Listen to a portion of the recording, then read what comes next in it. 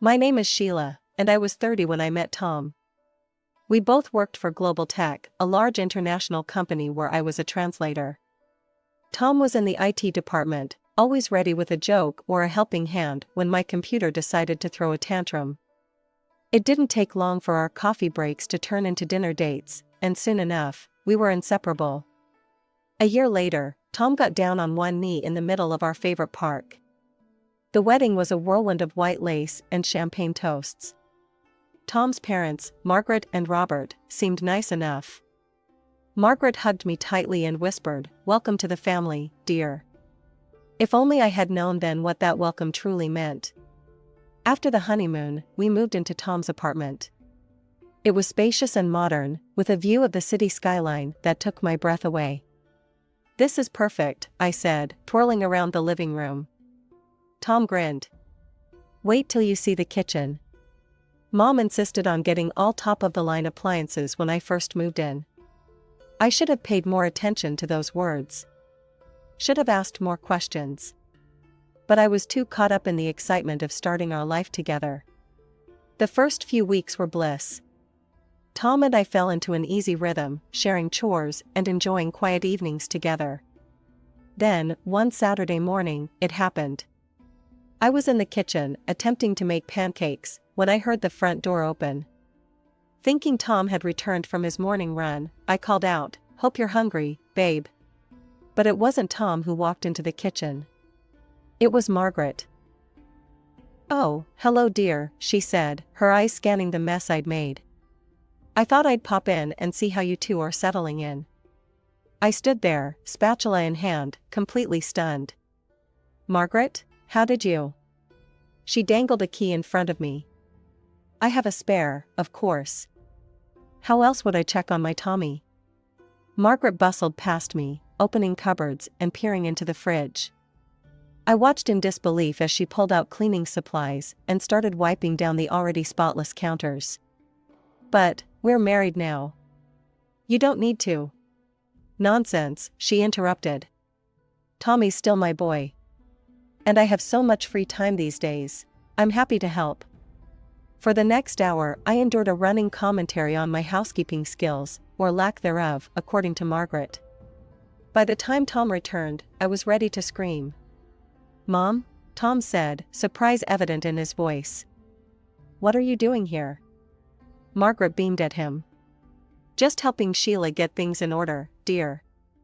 You know how overwhelming it can be for a new wife." I bit my tongue so hard I tasted blood. Tom shot me an apologetic look, but didn't say anything to contradict his mother. The next few weeks were a blur of unexpected visits and unsolicited advice. Margaret seemed to materialize in our apartment at the most inconvenient times, always armed with a critique and a story about her own domestic prowess. One afternoon, as I was folding laundry, she burst in without warning. "Oh, Sheila," she said, eyeing my neat piles of clothes. "That's not how you fold t-shirts. Here, let me show you." I gritted my teeth. "Margaret, I appreciate your help, but..." "Nonsense," she interrupted, already refolding a stack of Tom's shirts. "I've been doing this for years. Did I ever tell you about my own mother-in-law?" Now she was a piece of work. And so began another session of Margaret's favorite pastime, regaling me with tales of her own suffering at the hands of her mother-in-law.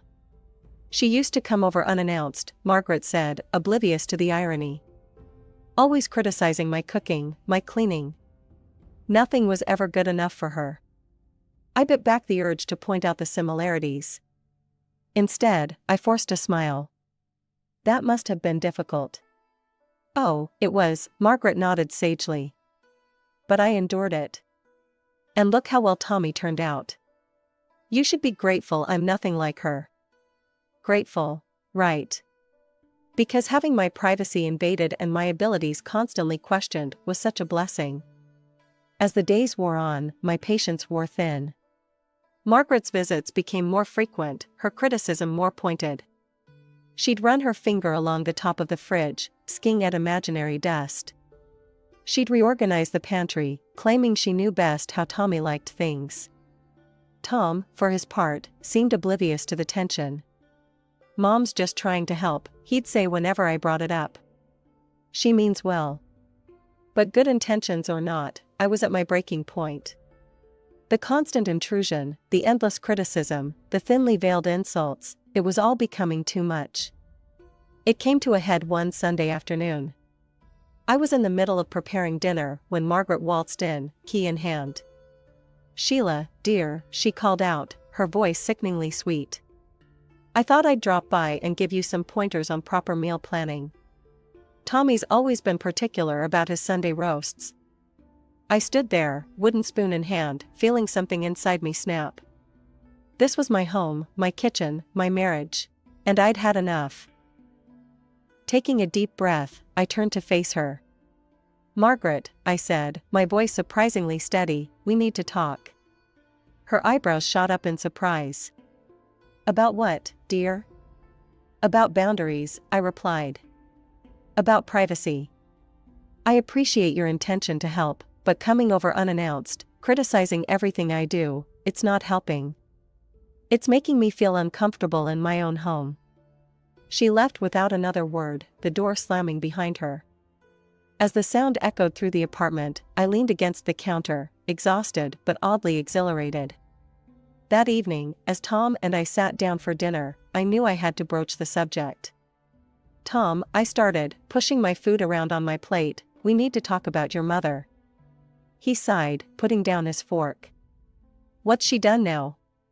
I took a deep breath and recounted the day's events, along with all the other incidents that had been building up. As I spoke, I could see the conflict in Tom's eyes, torn between his love for his mother and his commitment to me. "Sheila, I know Mom can be intense," he said carefully. "But she means well. She's just trying to help." I shook my head. "Tom, I understand that. But this isn't help, it's control. She comes into our home uninvited, criticizes everything I do, and makes me feel like an intruder in my own life. It has to stop." Tom ran a hand through his hair, clearly uncomfortable. "What do you want me to do?" "I need you to set boundaries with her," I said firmly. "Take back her key. Ask her to call before coming over. And most importantly, I need you to stand up for me when she oversteps." There was a long pause as Tom processed my words. Finally, he nodded. "You're right. I'll talk to her." True to his word, Tom had a conversation with Margaret the next day. I wasn't present for it, but from what Tom told me, it didn't go well. Margaret was hurt and offended, claiming we were pushing her out of our lives. But in the end, she reluctantly agreed to our terms. For a while, things seemed to improve. Margaret's visits became less frequent and were always preceded by a phone call. But the peace was short-lived. It started with little things. Suddenly, I found myself uninvited to Sunday dinners and holiday celebrations. When I asked Tom about it, he'd shrug uncomfortably. "Mom says it's just immediate family this time," he'd say, not meeting my eyes. The final straw came on Tom's father Robert's birthday. Tom and I had planned to go together to wish him well, but at the last minute, Tom got called away on an urgent work matter. "You should still go," Tom insisted. "Dad would want to see you." Hesitantly, I agreed. I rang the doorbell, gift in hand, and waited. When Margaret opened the door, her eyes narrowed.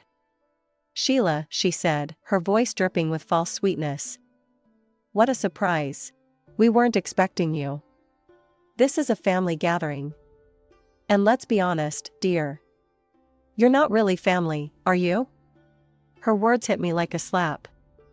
I stood there, stunned, as she continued. "You've made it quite clear that you don't want me in your life," she said. "So I think it's best if you leave now. We wouldn't want any uninvited guests ruining Robert's special day." As if on cue, Robert appeared behind her. "What's going on?" he asked, looking between us. Margaret's demeanor changed instantly. "Oh, Robert," she said, her voice trembling theatrically. "Sheila here was just leaving. Isn't it awful how she's pushed me out of Tommy's life? Taken away my keys, forbidden me from visiting my own son?" I felt my face burning with anger and humiliation. That's not true, I protested. I only asked for some boundaries. Enough, Robert said firmly, surprising us both. He turned to Margaret, his expression stern. That's enough, Margaret. Sheila is family, and she's welcome here. He then looked at me, his eyes softening. Please, come in, Sheila. We'd love to have you join us. Shocked and grateful, I stepped inside. Margaret, clearly furious, stormed off to the kitchen. As I followed Robert into the living room, I could feel the eyes of the other guests on me, curious about the scene they'd just witnessed. The next few years were a constant battle with Margaret. Despite our efforts to set boundaries, she always found ways to insert herself into our lives. Then, tragedy struck. Robert fell ill suddenly, his condition deteriorating rapidly. When he passed away, it felt like the world had shifted on its axis. The funeral was a somber affair, with Margaret stoically going through the motions, barely acknowledging my presence. After the service, Robert's lawyer, Mr. Thompson, a kind-eyed man who had been his close friend, approached us. Mrs. Walker, if you and your son could join me in private? Mr. Walker left some specific instructions regarding his will. When they emerged, the atmosphere had changed drastically. Margaret looked pale and shocked, while Tom seemed confused and conflicted. As we drove home, Tom finally broke the silence. Dad left everything to me, he said quietly. The house, the savings, everything. Even Mom's house. I was stunned. What? But why? Tom shook his head. I don't know. The lawyer didn't explain. At that moment, I remembered Margaret's reaction. Her face had been a mix of disbelief and anger. I could have sworn I heard her mutter under her breath, "That fool," before composing herself. The next day, Margaret called Tom, her voice trembling. Tommy, you're not going to kick me out, are you? This house, it's all I have left of your father. Tom's response was immediate. Of course not, Mom. The house is yours to live in. And I'll set up a monthly allowance for you. I didn't object. It was Tom's inheritance, his money, his decision. And despite our differences, I couldn't imagine leaving Margaret homeless after losing her husband. However, our act of kindness did little to soften Margaret's attitude towards me. She stopped coming to our house, but her influence was still felt. She called Tom constantly, always with some emergency or excuse for why he needed to come over.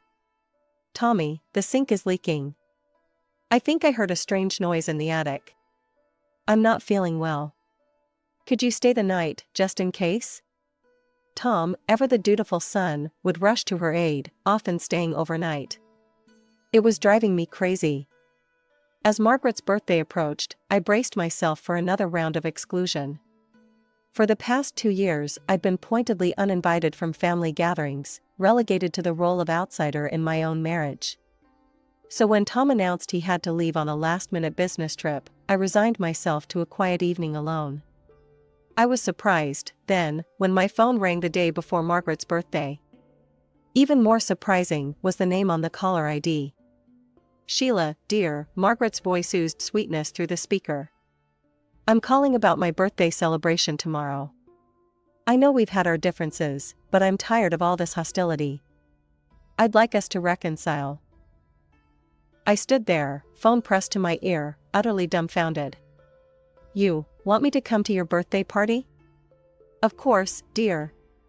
I know Tommy can't make it, but I'd love to see you there. What do you say? Part of me wanted to refuse outright. After years of snubs and barely veiled insults, why should I believe this sudden change of heart? But Margaret's voice sounded so sincere, so genuinely warm, that I found myself wavering. I suppose I could stop by, I heard myself say. Wonderful, Margaret exclaimed. It's at the Willow Creek Country Club. I'll see you at 7. The next evening, I found myself driving to the country club, a carefully chosen gift and a bouquet of flowers on the passenger seat beside me. As I approached the entrance, a sense of unease settled in my stomach. I pulled up to the security barrier, where a guard stepped out of his booth. Name, please? Sheila Walker, I replied, trying to sound competent.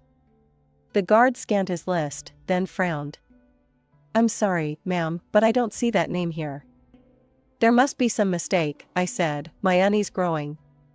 Margaret Walker invited me personally. I'm her daughter-in-law. The guard shook his head.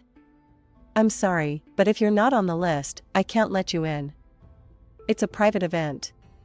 Flustered, I got out of the car and pulled out my phone and called Margaret. After a few rings, she picked up.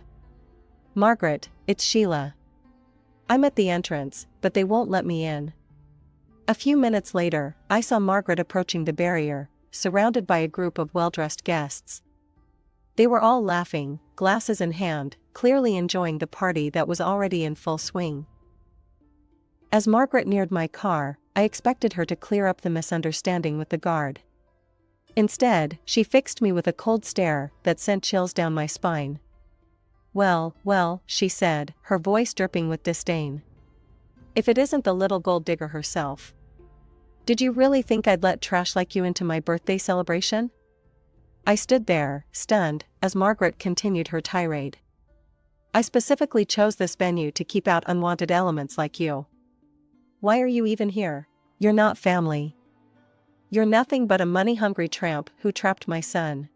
The guests behind her tittered, clearly enjoying the show. I felt my face burning with humiliation and anger. But, you invited me, I stammered. You said you wanted to reconcile. Margaret's laugh was cold and cruel. Oh, you poor, naive girl. I wanted to see just how desperate you were to get your hands on our family's money.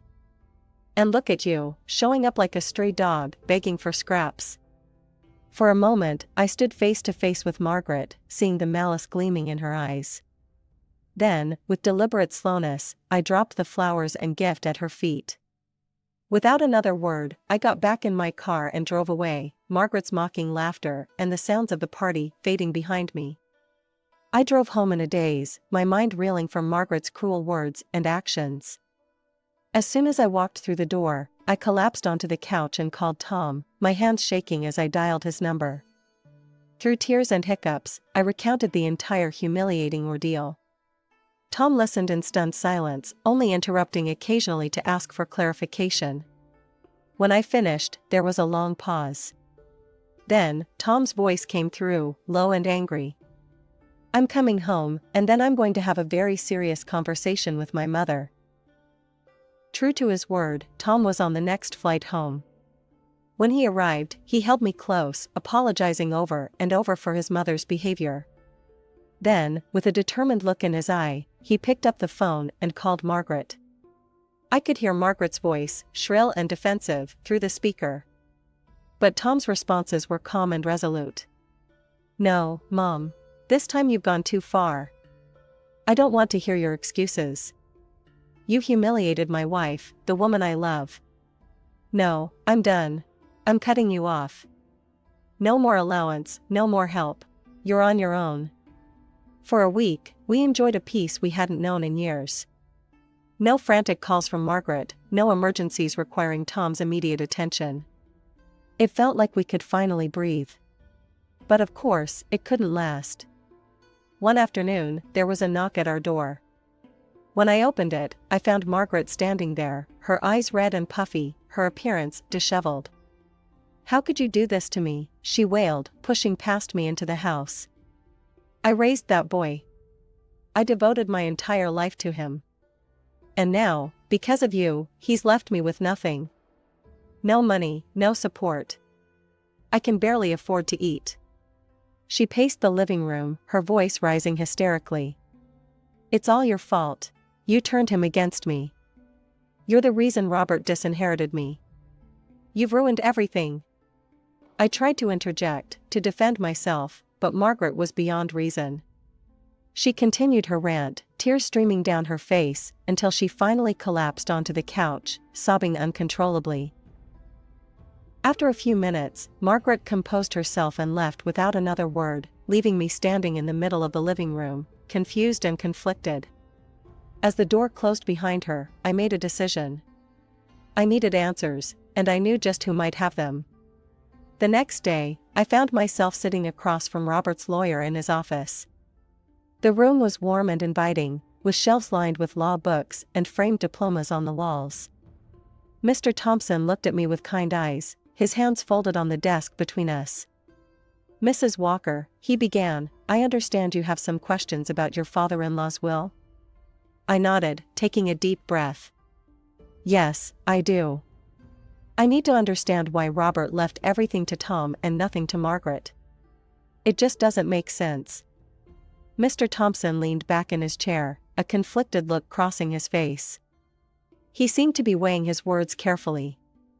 "Mrs. Walker, I've known the family for a long time, and what I'm about to tell you, well, it's not pleasant. The truth is, Margaret had been unfaithful to Robert." I felt my jaw drop. "What?" "She had a lover," Mr. Thompson continued. "A man who passed away shortly before Robert's death. This man left Margaret a significant amount of property in his will." I sat there, stunned, as Mr. Thompson went on. "Robert found out about the affair and the inheritance. They had a terrible argument, and that's when he decided to change his will, leaving everything to Tom." My mind was reeling. Margaret, who had always portrayed herself as the devoted wife and mother, had been living a double life. But Mr. Thompson wasn't finished.